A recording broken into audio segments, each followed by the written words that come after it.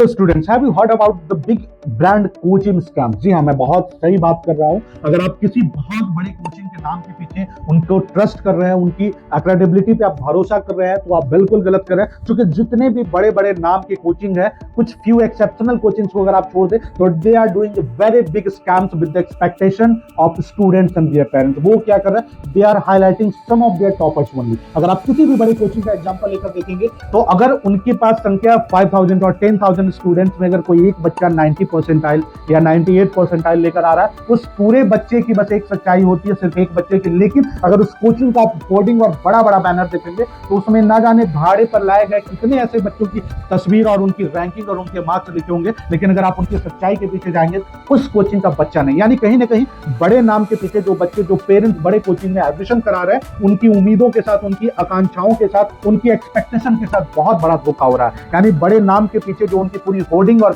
बड़े बड़े बैनर देखकर आप कोचिंग का सिलेक्शन कर रहे हैं। मैं आपको ये जरूर बताना चाहूंगा अपने अनुभव के आधार पे कि जितने भी छोटे नाम वाले कोचिंग है या फिर बहुत ज्यादा प्रमोशन आपको नहीं दिखाते, बहुत ज्यादा एडवर्टाइजमेंट जिनका नहीं होता, उन कोचिंग के पास जो फैकल्टी होते हैं वो भी काफी अनुभवी फैकल्टी होते हैं, और उनके ऊपर एक प्रेशर होता है, उनके बैक ऑफ द माइंड एक प्रेशर होता है that they are not big name, they are not big brand. अगर वो अपनी क्वालिटी को मेंटेन नहीं करेंगे और उनके पास एडवर्टाइजमेंट का बहुत ज्यादा रिसोर्सेज नहीं है, तो उनके पास केवल एक ही ऑप्शन है कि they will have to maintain their quality. अगर वो अपनी क्वालिटी को मेंटेन नहीं करेंगे, तो अगले वर्ष उनके कोचिंग में बच्चे एडमिशन नहीं कराएंगे। इसलिए अगली बार जब भी आप किसी कोचिंग में एडमिशन कराने का प्लान बनाओगे, तो इस बात का बड़ा ध्यान रखना कि बहुत बड़े नाम वाले कोचिंग के पीछे मत जाना। और क्योंकि वो क्या रहा है कि बहुत बड़े नाम वाले कोचिंग आपको एडवर्टाइजमेंट, बड़े बड़े होर्डिंग और बैनर दिखा करके स्टूडेंट्स की सक्सेस का गलत रिपोर्ट आपको दिखा करके आपके भरोसे को तो जीत ले रहे हैं, लेकिन आपके ऊपर वो मेहनत नहीं कर पा रहे, आपकी उम्मीदों को वो फुलफिल नहीं कर पाते। जब बारी आपकी आती है, तो आपका रिजल्ट वो नहीं सुधार पा रहे, क्योंकि उन्होंने तो केवल आपको दिखावा किया था,